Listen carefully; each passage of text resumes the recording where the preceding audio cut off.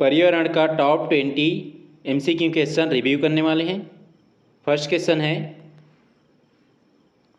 अभिकथन पर्यावरण के सांस्कृतिक घटक प्राकृतिक पर्यावरण के साथ निरंतर अंतःक्रिया करके मानव निर्मित परिदृश्य का निर्माण करते हैं। यह अभिकथन सत्य है कि जो पर्यावरण के जो सांस्कृतिक घटक है, इसका जो कल्चरल कंपोनेंट्स है, ये नेचुरल पर्यावरण के साथ प्राकृतिक पर्यावरण के साथ जो है निरंतर अंतःक्रिया करके मानव निर्मित जो है परिदृश्य का निर्माण करते हैं। ये अभिकथन सत्य है। कारण दिया गया है, कारण है इसमें मनुष्य अपनी आवश्यकताओं की पूर्ति के लिए प्राकृतिक संसाधनों को तकनीकी और कौशल के माध्यम से संशोधित करता है। ये कारण भी सत्य है कि जो मनुष्य अभी हम देखें तो वर्तमान में या करेंट टाइम में अपनी आवश्यकताओं की पूर्ति के लिए जो है प्राकृतिक जो संसाधन है, नेचुरल रिसोर्सेस है, उसको जो है क्या करते हैं, तकनीकी हो गया, कौशल हो गया, अपनी जो टेक्नोलॉजी हो गया और स्किल के माध्यम से संशोधित करके उसको क्या करते हैं, जो संसाधन है, रिसोर्सेस है, उसका यूटिलाइज कर रहे हैं, उपयोग कर रहे हैं। ये जो अभिकथन भी सही है और कारण भी सही है, और एक कारण जो है अभिकथन की सही व्याख्या कर रहा है, उसका एक्सप्लेनेशन कर रहा है, जिसका आंसर हो जाएगा ऑप्शन डी, जिसमें असर्शंस और रीजन दोनों सही हैं, अभिकथन और कारण दोनों सही हैं, और जो ये कारण है अभिकथन की सही व्याख्या करता है, जिसका आंसर हो जाएगा ऑप्शन डी। बच्चों के दृष्टिकोण से पर्यावरण केवल एक भौतिक स्थान न होकर अनुभवों का एक सक्रिय क्षेत्र है। यह अभिकथन सत्य है कि जो बच्चों के दृष्टिकोण से जो पर्यावरण है क्या है, केवल एक भौतिक स्थान न होकर, जो पर्यावरण है एक भौतिक स्थान न होकर क्या है, अनुभवों का एक सक्रिय क्षेत्र है। जो बच्चे हैं तो बच्चे के लिए जो क्या है, अनुभव का एक सक्रिय क्षेत्र है पर्यावरण। ये जो अभिकथन सत्य है। कारण दिया गया है, कारण दिया है इसमें प्राथमिक स्तर पर जो प्राइमरी लेवल पर बच्चे अमूर्त संकल्पनाओं को मूर्त वस्तुओं की तुलना में अधिक तेजी से समझते हैं। ये कारण असत्य हो जाएगा। यहाँ पे ये होगा कि प्राथमिक स्तर पर बच्चे अमूर्त संकल्पनाओं को मूर्त वस्तुओं की तुलना में अधिक तेजी से नहीं, धीमी गति से समझते हैं। ये जो है कारण असत्य हो जाएगा। इसमें जो है कारण असत्य है। कारण असत्य आर गलत किस में दिया है, ऑप्शन बी में दिया है, ये आर गलत, लेकिन एस सही है, असर्शन सही है। तो इसका आंसर हो जाएगा ऑप्शन बी, जिसमें असर्शंस अभिकथन सही है, लेकिन जो कारण आर जो है रीजन गलत है। तो इसका आंसर हो जाएगा ऑप्शन बी।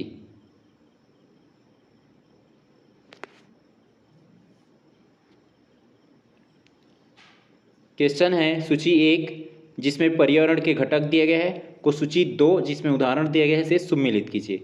सूची 1 को सूची 2 से सुमेलित करना है। सूची 1 में दिया है ये पी जो आर्थिक घटक है। आर्थिक घटक में क्या आ जाएगा, ये जो सूची 2 दिया है उसमें से सुमेलित करना है। तो आर्थिक घटक में आ जाएगा बाजार और बैंकिंग प्रणाली। तो मार्केट और जो बैंकिंग सिस्टम है किस में आ जाएगा, आर्थिक घटक में। इकोनॉमिक जो कंपोनेंट्स है उसमें आ जाएगा, पी का हो जाएगा 3। पी का 3 जिस ऑप्शन में नहीं है उसको हटा देंगे, ऑप्शन बी में नहीं है और ऑप्शन सी में नहीं है, बी और सी हट गया। उसके बाद जो है दिया है इसमें क्यों सामाजिक घटक। सामाजिक घटक में क्या आ जाएगा इसमें, तो ये जो 4 में दिया है, ये सूची 2 का ये 4 जिसमें परिवार और सामुदायिक संरचना, ये जो है परिवार और सामुदायिक संरचना किस में आ जाएगा, ये सामाजिक घटक में। तो ये हो जाएगा क्यों का 4। क्यों का 4 जिस ऑप्शन में नहीं होगा उस हटा देंगे। ऑप्शन डी में क्यों का 4 नहीं है तो ऑप्शन डी भी हट गया। तो इसका आंसर हो जाएगा ऑप्शन ई। उसके बाद जो दिया है आर सांस्कृतिक घटक, सांस्कृतिक घटक में क्या आ जाएगा, ये धार्मिक रीति रिवाज और मूल्य। धार्मिक रीति रिवाज और मूल्य किस में आ जाएगा, सांस्कृतिक घटक में। आर का हो जाएगा 1। उसके बाद जो दिया है एस प्राकृतिक घटक, प्राकृतिक घटक में क्या आ जाएगा, स्थलाकृति और जलवायु। स्थलाकृति और जलवायु किस में आ जाएगा, प्राकृतिक घटक में। पी का क्या है, पी का 3। उसके बाद क्यों, क्यों का क्या है, क्यों का ये चौथा, ये हो जाएगा क्यों का चौथा। उसके बाद आर का जो है, आर का पहला और एस का दूसरा, तीसरा चौथा पहला दूसरा, तीसरा चौथा पहला दूसरा, ये किस में दिया, ऑप्शन में। तो इसका आंसर हो जाएगा ऑप्शन ए। पी का 3 है, क्यों का 4 है और आर का 1 है, एस का 2। तो इसका आंसर हो जाएगा ऑप्शन ए।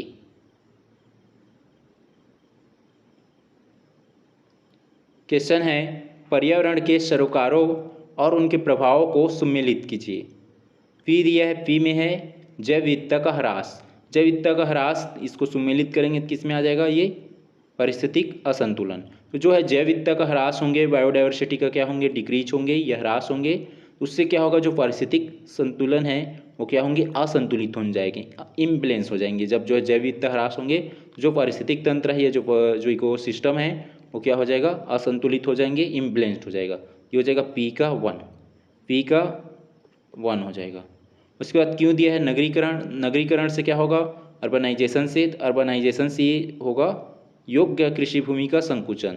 तो जो कृषि भूमि योग्य है, तो जो कृषि योग्य भूमि है उस भूमि का क्या होंगे, संकुचन होंगे, मतलब जो कृषि भूमि है या खेतीहर भूमि उसकी क्या होंगे, नगरीकरण होने से उसका यूटिलाइज होगा, मतलब वहाँ पे घर वगैरह बन जाएगा, बड़ा बड़ा बिल्डिंग बनेगा और रोड वगैरह बनेंगे। तो इससे क्या होगा, जो कृषि योग्य भूमि है उसका संकुचन होते जाएंगे, कमी होते जाएंगे कृषि भूमि का। तो ये क्यों का हो जाएगा 3, क्यों का 3। उसके बाद जो दिया है औद्योगिक विकास, औद्योगिक विकास से क्या होंगे, जब इंडस्ट्रियल डेवलपमेंट होगा तो उससे इम्पेक्ट होगा अपशिष्ट प्रबंधन की चुनौती। तो जो ये उद्योग से या इंडस्ट्री से निकलने वाला जो अपशिष्ट है उसकी प्रबंधन या मैनेजमेंट की क्या रहेगा, एक चैलेंजेस रहेगा, चुनौती रहेगा। ये आर का हो जाएगा ये 4। उसके बाद एस दिया है जलवायु परिवर्तन, क्लाइमेट चेंज से क्या होंगे, वैश्विक तापन, ग्लोबल वार्मिंग, ये हो जाएगा एस का 2, एस का 2। पी का 1, जिस ऑप्शन में पी का 1 नहीं है उसको हटा देंगे, ऑप्शन ए में नहीं है और ऑप्शन सी में भी नहीं है। उसके बाद जो है क्यू का 3, क्यू का 3 ऑप्शन डी में नहीं है तो ऑप्शन डी हट गया। तो इसका आंसर हो जाएगा ऑप्शन बी, जिसमें पी का 1 है, पी का 1 जो जैव विविधता का ह्रास, तो इसका हो जाएगा पारिस्थितिक असंतुलन। और ये नगरीकरण, तो नगरीकरण से क्या इम्पैक्ट होंगे, तो नगरीकरण से इम्पैक्ट होंगे जो कृषि योग्य भूमि है उसका संकुचन होंगे। और फिर है औद्योगिक विकास, तो औद्योगिक विकास होने से क्या इम्पैक्ट होगा, जो अपशिष्ट प्रबंधन की चुनौती होंगे। और जो जलवायु परिवर्तन है, तो जलवायु परिवर्तन से क्या इम्पैक्ट होंगे, वैश्विक तापन या ग्लोबल वार्मिंग का। ये हो जाएगा इसका आंसर ऑप्शन बी।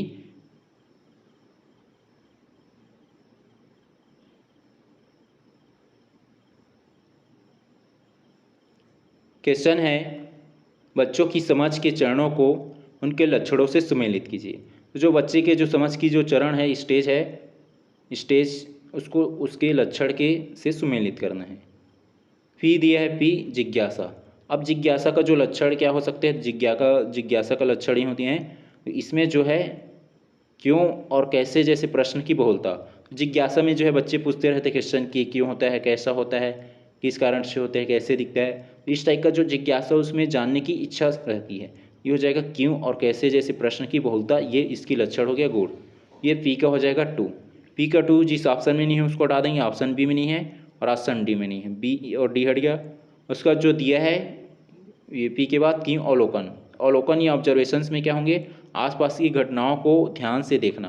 तो ऑब्जर्व कर रहे हैं उस जो घटना है या इवेंट्स है उसको, ये हो जाएगा क्यों का 4, क्यों का 4 ऑप्शन सी में नहीं है तो ऑप्शन सी हट गया। तो इसका आंसर हो जाएगा ऑप्शन ए। उसके बाद जो दिया है आर वर्गीकरण, वर्गीकरण या क्लासिफिकेशन करेंगे तो उसकी जो है लक्षण क्या होंगे क्लासिफिकेशन का या वर्गीकरण का, तो उसका होगा वस्तुओं की समानताओं के आधार पर समूह बनाना। तो क्लासिफाइड कर रहे हैं हम लोग, अलग अलग समूह बनाएंगे उसकी समानताओं के आधार पर, तो हो जाएगा आर का 1, आर का 1 हो जाएगा। उसके बाद जो दिया है एस अनुभवजन्य अधिगम, तो अनुभव के बेस्ड में जो अधिगम है ये टीचिंग या लर्निंग है, तो उस पर क्या होंगे, उसका लक्षण क्या होंगे, तो इंद्रियों के माध्यम से प्रत्यक्ष ज्ञान प्राप्त करना। इससे क्या हो जाएगा, इसकी जो लक्षण इंद्रियों के माध्यम से प्रत्यक्ष डायरेक्ट रूप से ज्ञान की प्राप्ति करना, तो हो जाएगा अनुभवजन्य अधिगम की विशेषता या लक्षण। एस का हो जाएगा 3, तो इसका आंसर हो जाएगा ऑप्शन ए, जिसमें पी का 2 है और क्यू का 4, आर का 1 और एस का 3। क्वेश्चन है पर्यावरण अंतःक्रियाओं के प्रकारों को सम्मिलित करें। जो पर्यावरण है उनकी अंतःक्रियाओं के जो टाइप से प्रकार है उसको सही सम्मिलित करना है। पी दिया है जैविक अजैविक अंतःक्रिया, जैविक और अजैविक अंतःक्रिया का जो ये कौन से प्रकार में आ जाएगा, प्रकाश संश्लेषण की प्रक्रिया, ये हो जाएगा पी का 3 प्रकाश संश्लेषण की प्रक्रिया। तो जैविक और अजैविक जो है उसमें अंतःक्रिया क्या होंगे, उसमें प्रोसेसिंग क्या होंगे, तो उसमें प्रकाश संश्लेषण की प्रक्रिया होंगे, ये हो जाएगा पी का 3। तो पी का 3 नहीं है उस ऑप्शन को हटा देंगे, बी में नहीं है और डी में नहीं है। उसके बाद क्यों, क्यों में दिया है यहाँ पे सांस्कृतिक सामाजिक सांस्कृतिक अंतःक्रिया। तो सामाजिक सांस्कृतिक अंतःक्रिया, तो इसमें जो क्या होंगे, इसमें होगा ये संसाधनों का दोहन और प्रसंस्करण। ये जो है सामाजिक सांस्कृतिक अंतःक्रिया में होंगे जो संसाधन है उन संसाधनों का दोहन और प्रसंस्करण होंगे, तो ये हो जाएगा क्यों का 1। उसके बाद जो दिया है आर आर्थिक प्राकृतिक अंतःक्रिया, तो आर्थिक प्राकृतिक अंतःक्रिया का इम्पैक्ट क्या होंगे या उसकी जो टाइप्स हो जाएगा, इसका जो होगा ये आर्थिक प्राकृतिक अंतःक्रिया का होगा त्योहारों का प्रकृति से जुड़ाव, ये हो जाएगा ये आर का 2। उसके बाद जो है ये एस दिया है मानव पर्यावरण अनुकूलन, इसका क्या हो जाएगा ये प्रतिकूल जलवायु में आवास का निर्माण। पी का क्या है, पी का 3, उसके बाद जो है क्यू का 1 है, ये संसाधनों का दोहन और प्रसंस्करण। और उसके बाद जो है आर का है यहाँ पे 2, आर का 2 हो जाएगा ये त्योहारों का प्रकृति से जुड़ाव। उसका जो है एस का 4 मानव पर्यावरण अनुकूलन, तो ये हो जाएगा प्रकृति प्रतिकूल जलवायु में आवास निर्माण, तो हो जाएगा ये एस का 4। 3 1 2 4 3 1, ये इसमें जो है 3 है, उसके बाद क्यू का 1 नहीं है, तो ये ऑप्शन ए भी हट जाएगा। तो इसका आंसर हो जाएगा ऑप्शन सी, पी का 3 है, उसके बाद क्यू का 1 और आर का 2 और एस का 4, इसका आंसर हो जाएगा ऑप्शन सी। क्वेश्चन है पर्यावरण के प्रति बच्चों की समझ विकसित होने के सही क्रम को व्यवस्थित करें।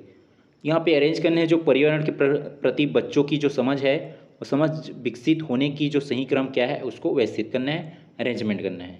इसमें पहले नंबर पे आ जाएगा ये KLMNO दिया है।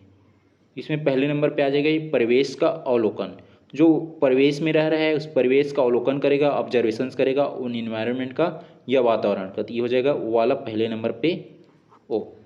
उसके बाद दूसरे नंबर पे क्या हो जाएगा, वस्तुओं की पहचान और नामकरण। अब जो ऑब्जर्वेशंस किया परिवेश में जो रह रहे हैं उस परिवेश का ऑब्जर्वेशंस कर लिया, अवलोकन कर लिया, अब आगे क्या करेगा, वस्तुओं की पहचान और नामकरण। जो वस्तु है उसकी पहचान करेगा, आइडेंटिफाई करेगा और फिर उसका नामकरण करेगा, तो ये हो जाएगा एम दूसरे नंबर पे। उसके बाद जो है ये परिवेश की वस्तुओं के साथ अंतःक्रिया। अब जो परिवेश है, जो उनकी इन्वायरमेंट है या जो उनके वातावरण है, उस वातावरण की जो वस्तु है उस वस्तुओं के साथ अंतःक्रिया करेगा, ये हो जाएगा के। फिर जो है आगे क्या होगा, इसमें प्रोसेस जो होगा पर्यावरण के प्रति संवेदनशील होना। अब वो क्या होगा, पर्यावरण के प्रति संवेदनशील होंगे, तो हो जाएगा एल। फिर अंत में क्या होगा, ये जटिल पर्यावरणीय समस्याओं का विश्लेषण। तो जो पर्यावरण संबंधित जो जटिल समस्या है उन जटिल पर्यावरणीय समस्याओं का क्या करेगा, विश्लेषण करेगा, एनालाइज करेगा, तो हो जाएगा एन। जिस ऑप्शन में शुरू में ओ नहीं है उसको हटा देंगे, बी में नहीं है, डी में नहीं है। ओ के बाद एम, ऑप्शन सी में नहीं है, सी भी हट गया, तो इसका आंसर हो जाएगा ऑप्शन ए, जिसमें ओ है, ओ सबसे पहले जिसमें क्या है परिवेश का अवलोकन करना। उसके बाद एम है वस्तुओं की पहचान और नामकरण करना। उसके बाद के है परिवेश की वस्तुओं के साथ अंतःक्रिया।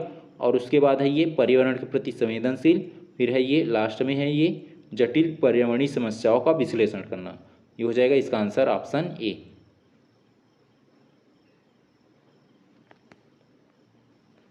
ऐतिहासिक विकास को सही क्रम में व्यवस्थित करें।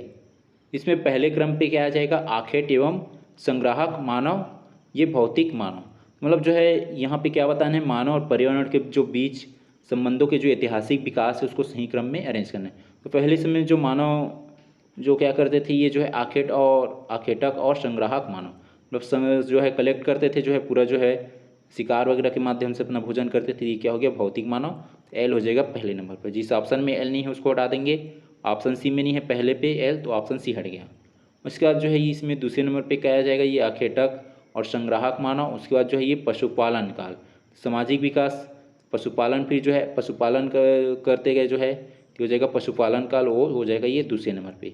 पहले नंबर ये हो गया, फिर ये दूसरे नंबर पे। फिर नेक्स्ट क्या हो जाएगा, ये कृषिजीवी मानव, पर्यावरण परिवर्तन की शुरुआत, ये पर्यावरण परिवर्तन की शुरुआत होता है तो ये कृषिजीवी मानव हो जाएगा। फिर जो नेक्स्ट नंबर पे क्या हो जाएगा, ये औद्योगिक मानव, प्रदूषण और दोहन, तो जो है औद्योगिकरण से क्या होगा, प्रदूषण फैलेंगे और संसाधनों का क्या होंगे, दोहन होंगे, तो हो जाएगा के चौथे नंबर पे। फिर क्या होगा, टेक्नोलॉजी आया, टेक्नोलॉजी बेस्ड मानव, सतत विकास की आवश्यकता हुआ, सस्टेनेबल डेवलपमेंट गोल्स की नीड, हो जाएगा टेक्नोलॉजी बेस्ड या प्रौद्योगिकी मानव, हो जाएगा एम पाँचवें नंबर पे। पहले नंबर पे आ रहा है एल आखेटक एवं संग्राहक, और उसके बाद दूसरे नंबर पे आ रहा है पशुपालन काल ओ। उसके बाद तीसरे नंबर पे आ रहा है ये कृषिजीवी मानव एन। उसके बाद ये आ रहा है औद्योगिक मानव, तो हो जाएगा के।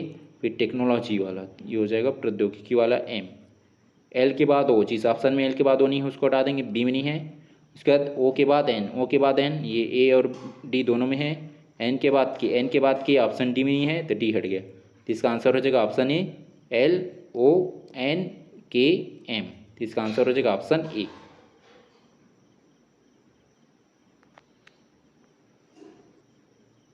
क्वेश्चन है पर्यावरण के घटकों की अंतःक्रियाओं के संदर्भ में निम्न में से कौन सा कथन सही है। यहाँ पे बताना है कि जो पर्यावरण के जो घटक है उन घटक की अंतःक्रियाओं के संदर्भ में कौन से कथन सत्य है, उन कथन की चुनाव करना है सही कथन की। कथन एल दिया है प्राकृतिक घटक सामाजिक संरचनाओं के विकास की सीमा निर्धारित करते हैं। ये जो है कथन एल सत्य है कि जो प्राकृतिक घटक हो गया, जो नेचुरल कंपोनेंट्स है, ये नेचुरल कंपोनेंट्स क्या करते हैं, जो सामाजिक संरचना है, ये जो सोशल स्ट्रक्चर है उस स्ट्रक्चर के विकास की सीमा निर्धारित करते हैं। तो कथन एल सत्य है। जिसमें एल नहीं है उसको हटा देंगे, ऑप्शन सी में नहीं है तो ऑप्शन सी हट गया। उसके बाद कथन एम दिया है, कथन एम है आर्थिक गतिविधियाँ, जो इकोनॉमिक एक्टिविटी है या आर्थिक गतिविधियाँ है ये सांस्कृतिक मूल्यों से पूरी तरह स्वतंत्र होती है। तो ये कथन एम असत्य हो जाएगा, क्योंकि जरूरी है कि जो आर्थिक गतिविधियाँ हो ये पूरी तरह से संस्कृति से क्या हो, स्वतंत्र हो, मतलब फ्री हो। ये जो है फ्री नहीं होते, ये जुड़ाव होता है। फ्री नहीं होंगे, पूरी तरह से फ्री नहीं होंगे, जुड़ाव रहेंगे, ये जुड़ाव हो सकते हैं। यहाँ पे बोला गया पूरी तरह से स्वतंत्र होंगे, आर्थिक गतिविधियाँ सांस्कृतिक मूल्यों से पूरी तरह से स्वतंत्र नहीं होती, उसमें जुड़ाव होता है, संबंध होता है। इसलिए जो कथन एम असत्य हो जाएगा।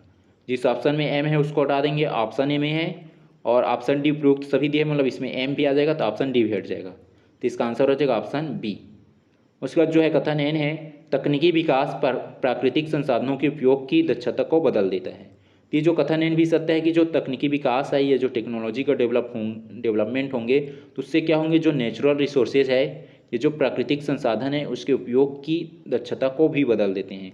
जैसे भी कई सारे जो टेक्नोलॉजी यूज हो रहा है, इन टेक्नोलॉजी के यूज होने से क्या हो रहा है, जो संसाधन है या जो प्राकृतिक संसाधन है उसका उपयोग क्या हो रहा है, अधिक मात्रा में हो रहा है और उसकी दक्षता बेटर इफिशिएंसी के साथ उस चीज़ का, ये जो रिसोर्सेज है उसका यूटिलाइज कर पा रहे हैं। ये कथन है सत्य है। कथन ओ दिया है, कथन ओ है इसमें सामाजिक संस्थाएं, जो सामाजिक संस्थाएं क्या करता है, पर्यावरण संरक्षण में महत्वपूर्ण भूमिका निभाती है। ये कथन ओ भी सत्य है कि जो सामाजिक संस्था है, ये जो सोशल इंस्टीट्यूट है, ये क्या करता है, पर्यावरण संरक्षण में महत्वपूर्ण भूमिका निभाती है। ये कथन ओ भी सत्य है। इसमें कथन L N O L N O ये तीनों कथन सत्य है। तो इसका आंसर हो जाएगा ऑप्शन बी, जिसमें केवल एल एन और ओ कथन सत्य है। क्वेश्चन है आज के संदर्भ में पर्यावरण के प्रमुख सरोकार के विषय में सही कथनों का चयन करें। तो आज के संदर्भ में जो पर्यावरण के जो प्रमुख सरोकार है उनके बारे में, उनके विषय में कौन से कथन सत्य है, उन कथन की चुनाव करना है। कथन एल दिया है केवल प्लास्टिक प्रदूषण ही वर्तमान में एक वैश्विक चिंता है। तो कथन एल असत्य हो जाएगा, क्योंकि यहाँ पे क्या बोला गया, केवल ओनली जो प्लास्टिक प्रदूषण है वही बस जो है वर्तमान में एक वैश्विक चिंता है, ये नहीं। ये क्या हो जाएगा, असत्य हो जाएगा, क्योंकि यहाँ पे केवल प्लास्टिक नहीं आएगा, कई सारे जो प्रदूषण है, वायु प्रदूषण हो गया, जल प्रदूषण हो गया, ध्वनि प्रदूषण, प्लास्टिक प्रदूषण और कई सारे प्रदूषण सब जिम्मेदार है। लेकिन यहाँ पे क्या बोला गया है, केवल प्लास्टिक प्रदूषण को इंडिकेट कर रहा है, इसलिए कथन एल असत्य हो जाएगा। जिसमें एल है उसको हटा देंगे, ऑप्शन बी में है और ऑप्शन डी में भी है, तो बी और डी हट गया। उसके बाद कथन एम दिया है प्राकृतिक संसाधनों का अनियंत्रित दोहन भावी पीढ़ी के लिए संकट उत्पन्न कर रहा है। ये कथन एम सत्य है कि जो प्राकृतिक संसाधन है, जो नेचुरल रिसोर्सेस है उसका अनियंत्रित दोहन कर रहे हैं, अनलिमिटेड उसका क्या कर रहे हैं, मतलब जो है अति दोहन कर रहे हैं उन संसाधनों का, जिससे क्या है जो भावी पीढ़ी है या जो फ्यूचर जनरेशन है, नेक्स्ट जनरेशन है, उनके लिए संकट उत्पन्न कर रहे हैं। तो कथन एम सत्य है। उसके बाद कथन एन दिया है पारिस्थितिक तंत्र की सेवाओं का, जो पारिस्थितिक तंत्र है, जो इकोसिस्टम है, उनकी सेवाओं का मौद्रिक मूल्य समझना आर्थिक सरोकार है। ये कथन एन भी सत्य है कि उनकी जो मौद्रिक मूल्य समझेंगे तो क्या होगा, वो आर्थिक सरोकार होंगे। उसके बाद कथन ओ दिया है शहरीकरण का बढ़ता प्रभाव सामाजिक पर्यावरण को प्रभावित कर रहा है। ये कथन ओ भी सत्य है कि जो शहरीकरण का बढ़ता प्रभाव ये सामाजिक पर्यावरण को, सोशल इन्वायरमेंट को क्या कर रहा है, इम्पेक्ट कर रहा है। ये कथन ओ भी सत्य है। इसमें कथन एल और उसके बाद जो है ये कथन तो एल असत्य था तो इसको काट देंगे। तो इसमें जो है कथन एम एन और ओ सत्य है, तीनों कथन सत्य है, एम एन ओ।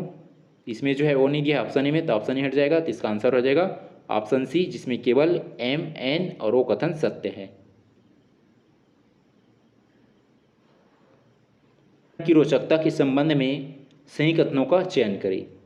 यहाँ पे जो है बच्चों के दृष्टिकोण से जो पर्यावरण की रोचकता है उनके संबंध में सही कथन कौन सी है उसकी चुनाव करना है। कथन एल दिया है बच्चे पर्यावरण को एक एकीकृत इकाई के रूप में देखते हैं। ये जो है कथन एल सत्य हो जाएगा कि जो बच्चे पर्यावरण को एक एकीकृत इकाई के रूप में देखते हैं। तो कथन एल सत्य है। उसके बाद जो है कथन एम दिया है, बच्चों के लिए निर्जीव वस्तुएं भी सजीव और संवेदी हो सकती है। तो कथन एम भी सत्य है कि जो बच्चे हैं उनके लिए निर्जीव वस्तुएं भी सजीव और संवेदी हो सकता है। तो कथन एम सत्य है।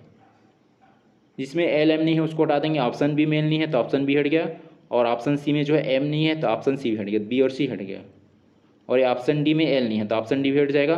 स्पष्ट है, इसका आंसर क्या हो जाएगा, ऑप्शन ए।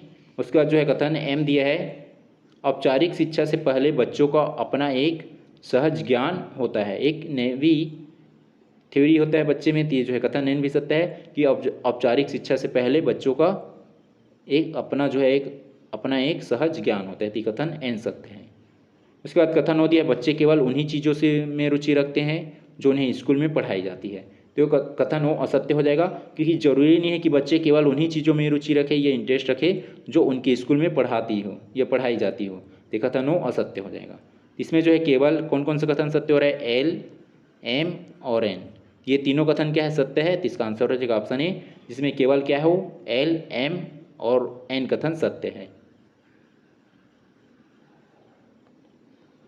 कथन है, पर्यावरण के उस घटक को क्या कहते हैं जो मानव निर्मित संस्थाओं, संबंधों और मूल्यों के ताने बाने से बना होता है। तो इसका आंसर हो जाएगा ऑप्शन सी, सामाजिक सांस्कृतिक पर्यावरण। इसका आंसर हो जाएगा ऑप्शन सी। क्वेश्चन है, पर्यावरण की गतिशील संकल्पना, डायनेमिक कंसेप्ट का तात्पर्य क्या है। तो जो पर्यावरण की जो गतिशील संकल्पना है उसका तात्पर्य क्या है, उसका मीनिंग क्या है। तो इसका आंसर हो जाएगा ऑप्शन बी, और समय और स्थान के साथ घटकों के स्वरूप और अंतक्रियाओं में निरंतर परिवर्तन, यही क्या कहलाता है, गतिशील संकल्पना का ये तात्पर्य है। इसका आंसर हो जाएगा option B.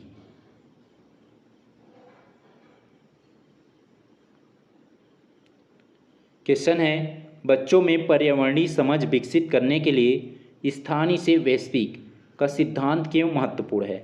Local to global जो सिद्धांत है, थ्योरी, ये क्यों महत्वपूर्ण है। इसका आंसर हो जाएगा ऑप्शन बी, क्योंकि प्रत्यक्ष अनुभव और परिचित परिवेश से सीखना अधिक प्रभावी होता है। क्योंकि क्या होता है, जो प्रत्यक्ष अनुभव, डायरेक्ट जो एक्सपीरियंस है, और जो परिचित परिवेश है, हम जो उसके यदि आइडेंटिफाई हो जाएंगे उस इन्वायरमेंट से, तो उससे क्या होगा, सीखना अधिक प्रभावी और इफेक्टिव होता है। तो इसका आंसर हो जाएगा ऑप्शन बी।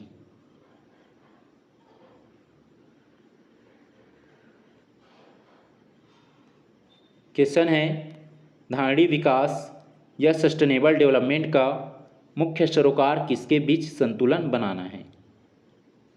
यहाँ पे बताना है जो सस्टेनेबल डेवलपमेंट का जो मुख्य सरोकार जो क्या है, किसके बीच जो है संतुलन या बैलेंस बनाना है उसको। तो इसका आंसर हो जाएगा ऑप्शन बी, आर्थिक वृद्धि और पर्यावरण संरक्षण, जो इकोनॉमिक डेवलपमेंट हो रहा है, और हमें जो है इकोनॉमिक डेवलपमेंट के साथ, आर्थिक विकास के साथ, इकोनॉमिक जो ग्रोथ है, इकोनॉमिक ग्रोथ के साथ पर्यावरण का संरक्षण भी करना है। जैसे सड़क बन रहा है, बिजली लग रहा है, और बहुत सारी जो एक्टिविटी हो रहा है, कंस्ट्रक्शन हो रहा है, तो इससे जो है पर्यावरण की जो है क्षति होते हैं। तो हमें जो है पर्यावरण को बनाए भी रखना है, पेड़ पौधे लगाना है, और पर्यावरण की भी संरक्षण हमें करना है। ये इसका आंसर हो जाएगा ऑप्शन बी, जो आर्थिक वृद्धि है और जो पर्यावरण संरक्षण, इन दोनों के बीच क्या करना, संतुलन बनाए रखना या बैलेंस बनाए रखना। तो इसका आंसर हो जाएगा ऑप्शन बी।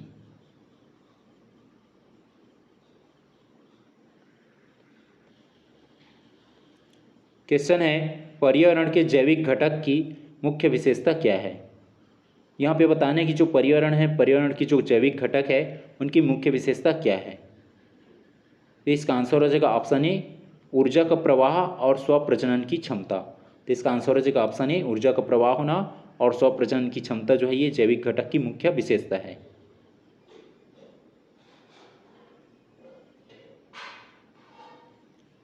क्वेश्चन है, पर्यावरणीय नैतिकता या इन्वायरमेंटल एथिक्स किस सरोकार के अंतर्गत आती है। इसका आंसर हो जाएगा ऑप्शन सी, सांस्कृतिक और सामाजिक सरोकार। तो जो पर्यावरणीय नैतिकता या इन्वायरमेंटल एथिक्स जो है, ये सांस्कृतिक और सामाजिक सरोकार के अंतर्गत आती है। तो इसका आंसर हो जाएगा ऑप्शन सी।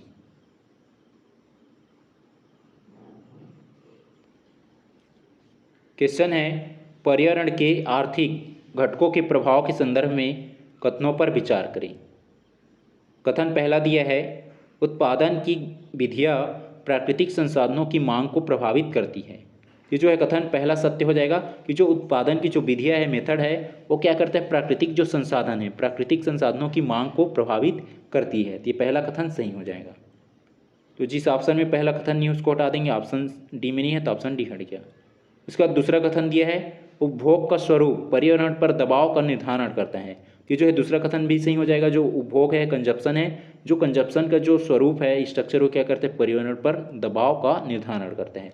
ये दूसरा कथन भी सत्य हो जाएगा। तो ये ऑप्शन ए में दूसरा कथन नहीं है तो ऑप्शन ही हट जाएगा।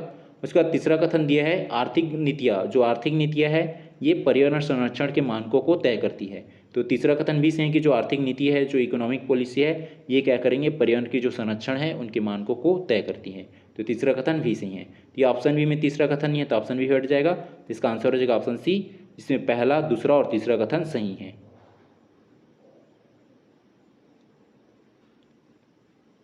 क्वेश्चन है बच्चों के लिए पर्यावरण को रोचक बनाने वाले कारकों पर विचार करें। इनमें से कौन सा जो कारक है बच्चों के लिए पर्यावरण को रोचक बनाने के लिए महत्वपूर्ण है। पहला जो कथन दिया है विविधता और नवीनता, तो ये जो है पहला कथन सही हो जाएगा। विविधता, डाइवर्सिटी होना और नोवेलिटी होना, ये दोनों जो है कथन सत्य हैं, ये दोनों सत्य है। उसके बाद जो दूसरा कथन दिया है स्वयं करके सीखने का अवसर, हैंड्स ऑन एक्सपीरियंस, तो ये जो है दूसरा कथन भी सही है। उसके बाद जो है तीसरा कथन दिया है प्रकृति के रहस्यों की खोज, तो तीसरा कथन भी सही है। ये तीनों कथन सही हैं तो इसका आंसर हो जाएगा ऑप्शन सी, जिसमें पहला, दूसरा और तीसरा तीनों कथन सही हैं। तो इसका आंसर हो जाएगा ऑप्शन सी।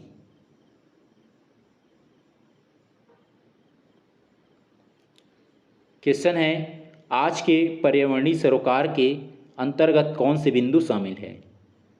पहला कथन दिया है ओजोन परत का क्षरण और इसके स्वास्थ्य पर प्रभाव। ये पहला कथन सही है कि जो आज के संदर्भ में या आज के पर्यावरणीय सरोकार के अंतर्गत जो है ये कथन शामिल है, तो ये पहला कथन सही है। ओजोन परत का क्या हो रहा है, क्षरण हो रहा है और इसकी वजह से क्या हो रहा है, स्वास्थ्य पर इम्पेक्ट पड़ रहा है, तो ये पहला कथन सही है। जिस ऑप्शन में पहला कथन नहीं है उसको हटा देंगे, ऑप्शन बी में नहीं है तो ऑप्शन बी हट गया।